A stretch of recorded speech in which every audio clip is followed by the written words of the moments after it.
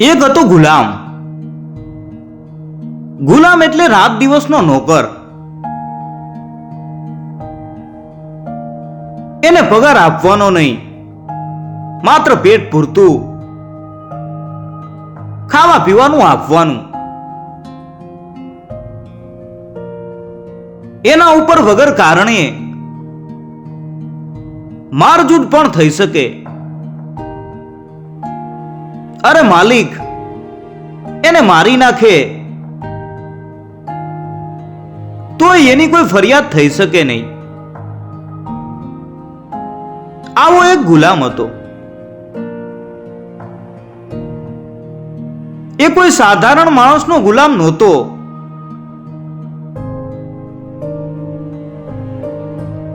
રાજાનો પોતાનો ગુલામ હતો.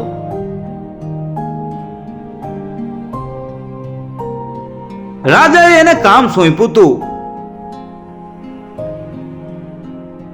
રાજમાર્ગ ઉપર પાણી છાંટવાનું, સવારથી સાંજ સુધી. રાજા ફરવા નીકળે ત્યારે રસ્તાની ધૂળ ઉડે નહીં અને એમને તકલીફ પડે નહીં. એટલા માટે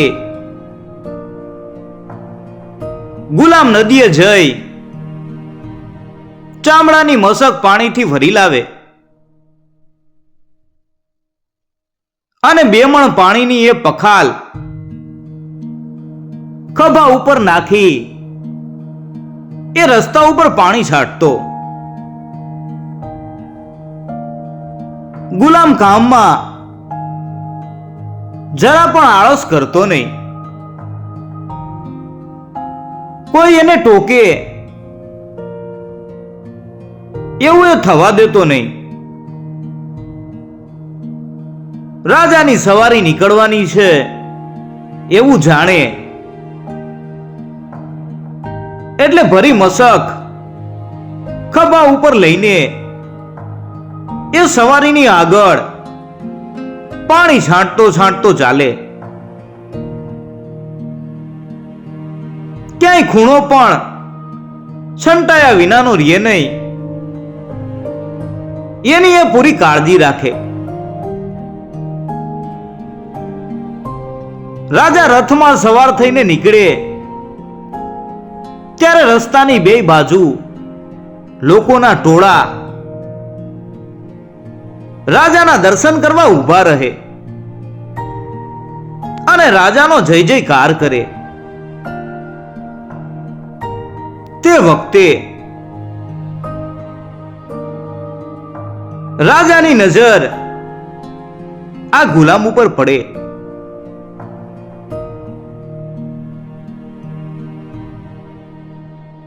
રાજા એને જરા પણ આળસ વગર અને ખૂબ કાળજીપૂર્વક કામ કરતો જુએ. ધીરે ધીરે રાજાનું એના તરફ ધ્યાન ખેંચાયું અને એક દિવસ રાજાએ એને પોતાની પાસે બોલાવ્યો. બધાને થયું કે હવે ગુલામનું આવી બન્યું. એના કામમાં ક્યાંય ચૂક થઈ લાગે છે અને ગુલામની ચૂકની સજા એટલે મોત. લોકોએ ગુલામને કહ્યું, અલ્યા, ગુલામે રોતા રોતા જવાનો રિવાજ છે, માટે રોતો રોતો જા તો કદાચ રાજાને તારા ઉપર દયા આવશે અને તને જીવતો રાખશે.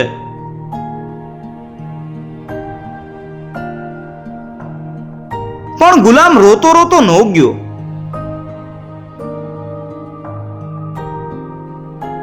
એ જરાય ગભરાયા વગર રાજાની સામે જઈ સલામ કરીને ઊભો. રાજાએ કહ્યું, કોણ છે તું? જી, ગુલામ છું. રાજાએ કહ્યું, તું ગુલામ છે તો રોતો કેમ નથી? ગુલામે કહ્યું,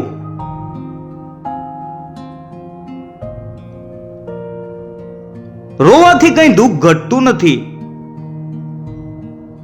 પછી શા માટે રોવું? રાજાએ કહ્યું, તો તું હસતો કેમ નથી? ગુલામે કહ્યું, હસવાની મારામાં શક્તિ જ નથી.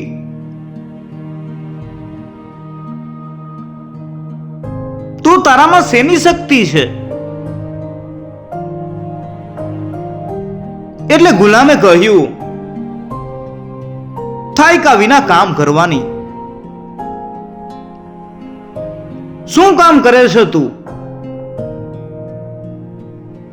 રસ્તા ઉપર પાણી છાંટું છું. કેટલો સમય કામ કરે છે? સવારથી સાંજ સુધી, કોઈ વખત મધરાત સુધી.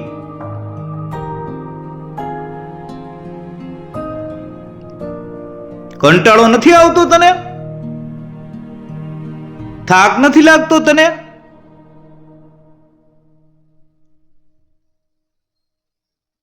બીજા લોકો આરામ કરે અને તારે કામ કરવું પડે, તેથી તને ગુસ્સો નથી આવતો? ના, પણ બીજાઓને મારા ઉપર ગુસ્સો ચડે છે. કારણ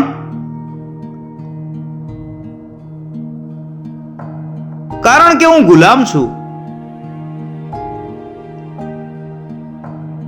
ગુલામ ઉપર ગુસ્સે થવું એ ખાનદાની ગણાય છે. થોડી વાર વિચાર કરી રાજાએ કહ્યું, મૂડીમાં તારી પાસે શું છે? આ શરીર. રાજાએ કહ્યું, એ કંઈ તારું નથી. ના, મારા માલિકનું છે. તો તારું એવું તારી પાસે શું છે? કામ કરવું અને રાજી રહેવું તે.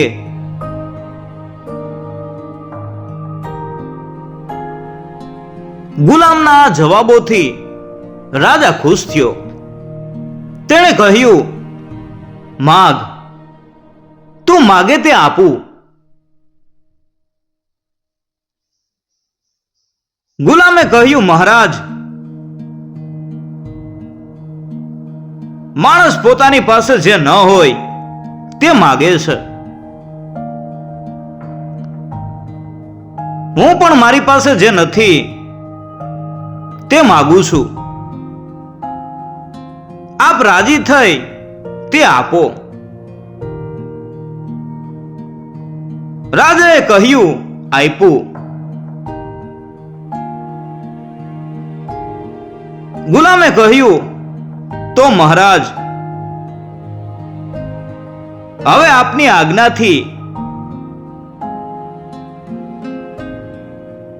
આ શરીર માલિકનું મટી મારું થયું. રાજાએ કહ્યું, આ થયું. તું આજથી સ્વતંત્ર છે.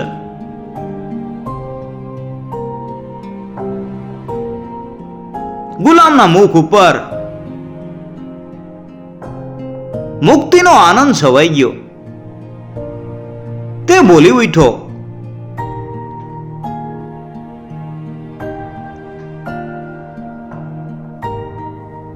ઓહો. રાજાએ કહ્યું, શાનું ઓહો? ગુલામે કહ્યું, મહારાજ, શબ્દોમાં કેવી શક્તિ છે. એ શક્તિ જોઈ મારાથી ઓહો બોલાઈ જાય છે.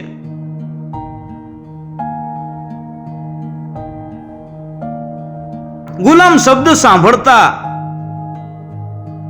છાતી ઉપર ઘણો ઘા પડ્યો છે અને મુક્તિ શબ્દ સાંભળતા રોમ રોમ સુગંધ થઈ જાય છે.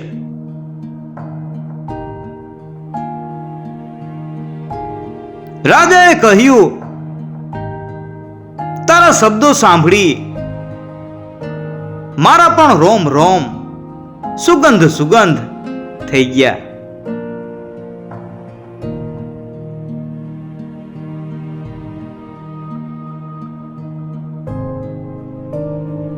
ગુલામે હસીને કહ્યું, વાહ. રાજાએ કહ્યું, હવે તું હસી શકે છે એ જોઈને મને આનંદ થાય છે. ખરેખર બીજાને સુખી કરવામાં જે સુખ છે તે જ ખરું સુખ છે. મિત્રો,